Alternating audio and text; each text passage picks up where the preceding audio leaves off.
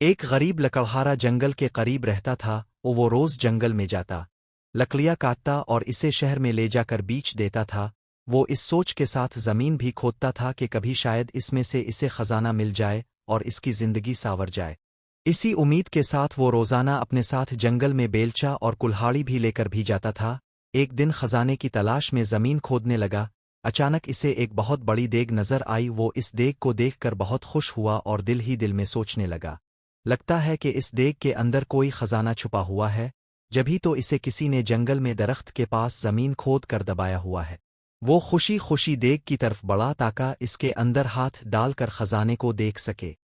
اس نے جب دیگ میں ہاتھ ڈالا تو اسے پتہ چلا کہ دیگ اندر سے بالکل خالی تھی۔ اس نے غصے میں دیگ اٹھا کر درخت کے پیچھے رکھ دی۔ کچھ دیر وہ خزانے کی تلاش میں زمین کھودتا رہا، لیکن اس کے ہاتھ کچھ نہ آیا۔ اس نے غصے میں کلہاڑی اٹھا کر درخت کے پاس پھینک دی اور تھک ہار کر درخت کے قریب بیٹھ گیا۔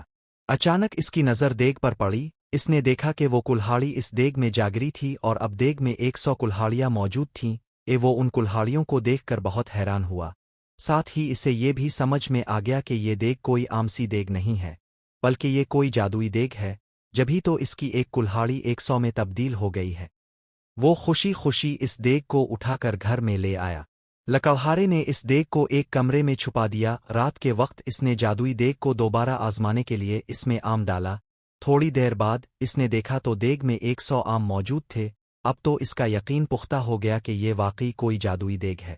وہ اس دیگ سے سونے کے سکے وغیرہ نکال کر انہیں بیچتا رہا اور امیر ہو گیا۔ امیر ہونے کے بعد وہ دوسرے غریبوں کی مدد کرتا تھا۔ اس کے پاس اگر کوئی غریب شخص آتا تھا تو وہ کبھی اسے خالی ہاتھ نہیں لوٹتا تھا۔ یہی وجہ ہے کہ وہ ملک بھر میں اپنی سخاوت کی وجہ سے مشہور ہو گیا۔ اس کے اچانک امیر ہو جانے اور جادوئی دیگ کی کہانی ہر جگہ پھیل گئی۔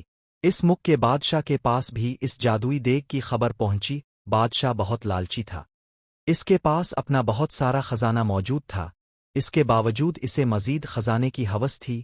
اس نے سوچا کہ یہ دیگ اگر اسے مل جائے تو اس کے خزانے میں مزید اضافہ ہو جائے گا۔ اس سوچ کے ساتھ بادشاہ نے حکم دیا کہ لکڑہارے اور اس کی دیگ کو محل میں لایا جائے۔ خادم گئے اور بادشاہ کی حکم کی تکمیل کی اور لکڑہارے کو دیگ سمیت پکڑ کر محل میں لے آئے۔ لکڑہارے سے بادشاہ نے وہ دیگ لے لی اور اس کا معائنہ کرنے لگا۔ اچانک وہ اپنے قدم نہ سنبھال سکا اور اس کا پاؤں دیگ میں جا پڑا۔ اب جادوئی دیگ کی وجہ سے 100 بادشاہ نکل آئے۔ ایک جیسے 100 بادشاہ میں ایک اصلی بادشاہ تھا، باقی جادوئی تھے۔ وہ سب دیگ کے حصول اور لالچ کی وجہ سے ایک دوسرے سے لڑنے لگے۔ یوں سب نے ایک دوسرے کو جادوئی دیگ کے لالچ میں قتل کر دیا۔ یوں لالچ کی وجہ سے اصل بادشاہ خود بھی زندہ نہ رہا۔ لکڑہارے نے خاموشی سے اپنی جادوئی دیگ اٹھائی اور اسے لے کر اپنے گھر چل دیا۔